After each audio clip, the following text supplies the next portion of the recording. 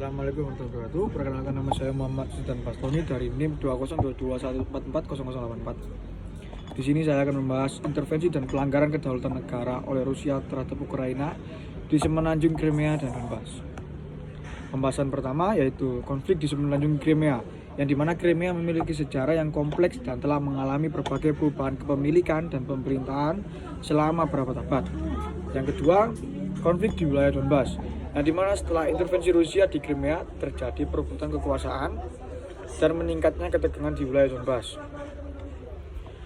Ya, dan sekarang saya akan membahas faktor-faktor yang mendorong intervensi Rusia. Ada beberapa faktor yang diyakini mendorong intervensi Rusia di Ukraina, terutama di Crimea dan di wilayah Donbas. Beberapa faktor tersebut antara lain, yang pertama, kepentingan geopolitik, yang dimana Rusia memiliki kepentingan geopolitik yang kuat di Ukraina. Dan yang kedua, keamanan nasional, yang dimana Rusia menganggap intervensi di Ukraina sebagai langkah untuk melindungi kepentingan keamanan nasionalnya. Dan yang ketiga, faktor etnis dan kultural. Terdapat faktor etnis dan kultural yang memainkan peran penting dalam intervensi Rusia di Ukraina. Dan yang terakhir, upaya politik dan stabilitas regional, di mana pengaruh politik dan stabilitas regional juga menjadi faktor yang mendorong intervensi Rusia.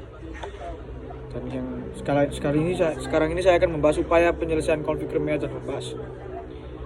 Memang upaya penyelesaian konflik Crimea dan Donbas telah melibatkan berbagai inisiatif diplomatik dan perundingan. Berikut adalah beberapa upaya yang telah dilakukan. Yang pertama, Perjanjian Minsk.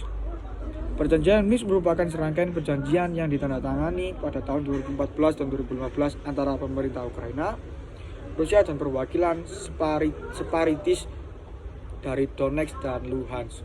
Yang kedua, Kelompok Kontak Teritorial atau TKG. TKG adalah forum diplomatik yang terdiri dari perwakilan dari Ukraina, Rusia, dan organisasi untuk keamanan dan kerjasama di Eropa yang disebut OSCE. Yang ketiga, peran OSCE. OSCE telah berperan aktif dalam mencoba meredakan konflik dan memantau implementasi perjanjian. Yang keempat, upaya mediasi internasional. Beberapa negara dan pemimpin internasional telah berusaha sebagai mediator dalam konflik ini.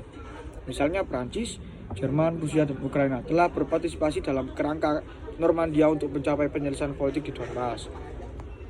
Yang kelima, sanksi internasional, yang dimana komunitas internasional termasuk Uni Eropa dan Amerika Serikat telah memberlakukan sanksi ekonomi terhadap Rusia sebagai tanggapan terhadap intervensi di Crimea dan konflik di Donbas. Jadi kesimpulannya tentang pembahasan kali ini, intervensi dan pelanggaran kedaulatan negara oleh Rusia di Ukraina merupakan pelanggaran berat terhadap prinsip hukum internasional.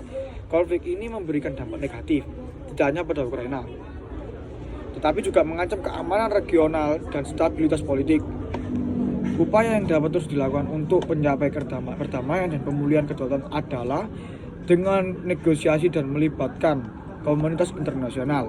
Tidak hanya itu, peran kerjasama regional dan mediasi internasional sangat penting untuk mencari solusi jangka panjang yang berkelanjutan. Mungkin sekian, terima kasih dari saya Muhammad Sultan Bastoni.